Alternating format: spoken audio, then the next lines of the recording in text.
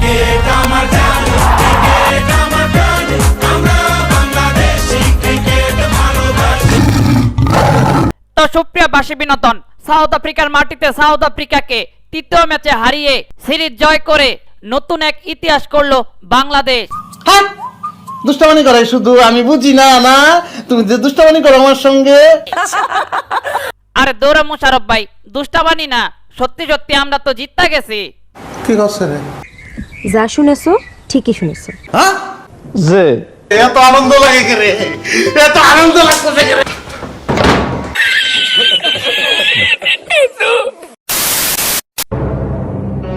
পুরো সিরিজ খেলে মনে হচ্ছে জিম্বাবুয়ের সাথে খেললাম। এ মানে ভাই কি বলছেন? আরে বাতিজা, তোমরা তো আজকে বাংলাদেশের কাছে কোনো পাত্তাই পাইলা না। না মানে কাক্কু, সিরিজ হারার ফিলিংস হচ্ছে, হোক একটা সিরিজ হারছি আপনাদের সাথে, তো কি হয়েছে? আমরা অনেক সিরিজ জিতে আসা লোক। বাসাতে সবকিছু মুখস্থ করেছে, মেয়েটা ভালো তো, সবকিছু মুখস্থ করেছে, জাতীয় দলের ফর্ম ফ্রার মতো গড় করে কয়ে দিল। যাই হোক, এই যে কাক্কু, শুধুমাত্র আমার জন্য বাংলাদেশ জিতছে। হ্যাঁ তো তোমার জন্য জিতলো কেমনে? খেললো তো আমাদের বাংলাদেশের টাইগাররা। সেটাই।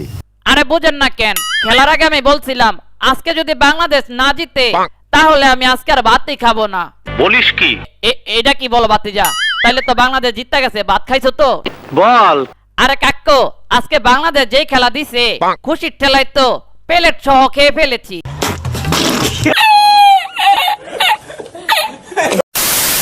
আমি তো কিছুই বুঝলাম না, যে বাংলাদেশ স্কটল্যান্ডের সাথে পাত্তা পায় নাই, সেই বাংলাদেশ আমাদের মতো সাউথ আফ্রিকাকে হারাইয়া দিল।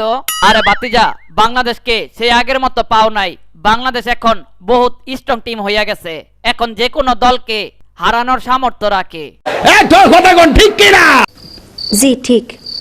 তো তোমরা যারা তামিম বাইরে নিয়ে সমালোচনা করতাছিলা, 2 দিনের দর্শক, তোমরা এখন কোথায়? দেখেন কুলসির পাশে ভাই বসে মোবাইলে কথা বলতেছে, যান। এই যে কাক্কু, আরে বাতিজা নাকি চকলেট খাইবা? চকলেট দিলে খাইতে পারি। আহা তামিম বাতিজা, আহা তুমি সেই তোমার পুরনো রূপ দেখিয়ে দিলে। যে কুকুর তো পিছনে ঘেউ ঘেউ করবে, তামিম ভাই দেখিয়ে দিল। তাদেরকে পাত্তা না দিয়ে সে আগের মতোই বুম বুম তামিম রয়েছে।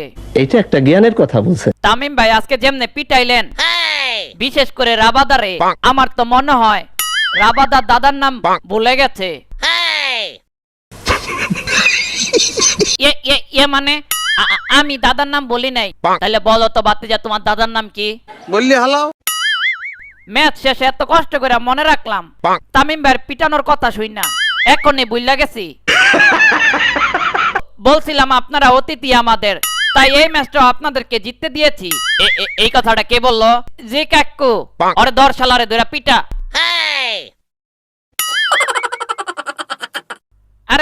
আরে ভাই মাফ করে দেন, আমি একটু চাপাবাজি করছিলাম, ছেড়ে দেন। আরে যাই হোক, মানে করছিলাম কি, আমি এসে পড়েছি ক্রেডিট নিতে। কি বললি তুই? বললাম যে আমি ক্রেডিট নিতে চলে এসেছি। এই ম্যাচ শুধুমাত্র আমার জন্য জিতেছে। কিন্তু কেমনে? আমি যদি টাইগারদের ভালোভাবে প্রশিক্ষণ না দিতাম তাইলে কি বাংলাদেশ জিততে পারতো? বাংলাদেশ যখন ম্যাচ হারে তখন আপনি গর্তে লুকান, বাংলাদেশ যখন ম্যাচ জিতে তখন সবার সামনে এসে আপনি ভাব দেখান। এ ভাই, সাথে কিন্তু সে ক্রেডিটও চান। ঠিক বলেছো। এই যে বাংলাদেশ, তোমাদেরকে আমরা 4 নাম্বার ম্যাচে হারাইয়া দিমো। কি বাতিজা লুঙ্গি, বাতিজা তুমি কি কিছু খাইছো নাকি? খাইছি মানে আপনি এটা কি বলেন? না মানে তুমি 4 নাম্বার ম্যাচ পাইলা কই? ওয়ানডে সিরিজে তো ছিল 3 ম্যাচের। সেটাই। কি বলেন কাকু, 4 নাম্বার ম্যাচ নাই? না, তার মানে আমি কিছু খাইছি ওই। এই যে কাকু, আজকে মুশফিক ভাই যেই ক্যাচগুলো ধরছে তা দেখে তো আমি 1.5 মাসের মতো পাগল আছিলাম। এ ভাই, আপনি 1.5 মাসের মতো পাগল কেমনে থাকলেন? ম্যাচ তো হইলো কালকে, এখনো একদিন পূর্ণ হয় নাই। দেখছেন ভাই, দেখছেন ওই আইটা মাঝখানে আইটা পিন মারে। এই যে রশিদ বাতিজা, এখনো কিন্তু আমি শামসিরে ডাক দেই নাই, তখন কিন্তু শামসি আইসা তোমার দিব খামসি। যাই হোক, আমরা এতদিন পর সেই পুরনো তাসকিনকে ফিরে পেয়েছি। ঠিক। কাকু করছিলাম কি, তাসকিন ভাই নাকি আইপিএল এ চান্স পেয়েছে। আরে বাতিজা, যেখানে আমাদের বিশ্ব সেরা প্লেয়ার সাকিব আল হাসানের কোনো মূল্যই দেয় না এই আইপিএল, সেখানে তাসকিনে পাঠাবো কেন?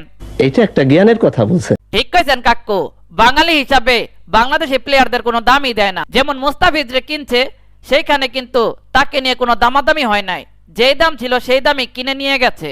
এইটা একটা জ্ঞানের কথা বলছে। আরে ভাই, আইপিএল এর মতো এত বড় একটা মঞ্চে তাসকিনরে যাওয়া উচিত ছিল। এটা তুমি কি বললা ভাই? তাসকিনরে কিন্তু নিলামে উঠাইছিল, তখন কেন তাদের মনে পড়লো না তাসকিনরে আইপিএল এ নেওয়া উচিত? ঠিক বলেছো। ঠিক ভাই ঠিক। বর্তমানে তাদের দলে হয়তো কেউ অসুস্থ হয়ে দল থেকে ছিটকে পড়েছে, তাই বলে তাসকিনরে বদলি খেলোয়াড় হিসাবে নিচ্ছে। না না না, এইগুলা তো মেনে নেওয়া যায় না। ঠিক কইছেন ভাই, ঠিক কইছেন। নিলে আগে থাকতে নিলামেই নিত, তাদের যখন প্লেয়ার দরকার। বাঙালি বলে কি আমাদের প্লেয়ারদের সম্মান নেই? এটা ভাবতেই পারতেছি না। বাদ দেন তো, এটা বাদ দেন। ইয়ে মানে তো তোমাদেরকে আমরা টেস্টে হারায় দিমু? আরে বাতিজা, টেস্ট অনেক দূরে।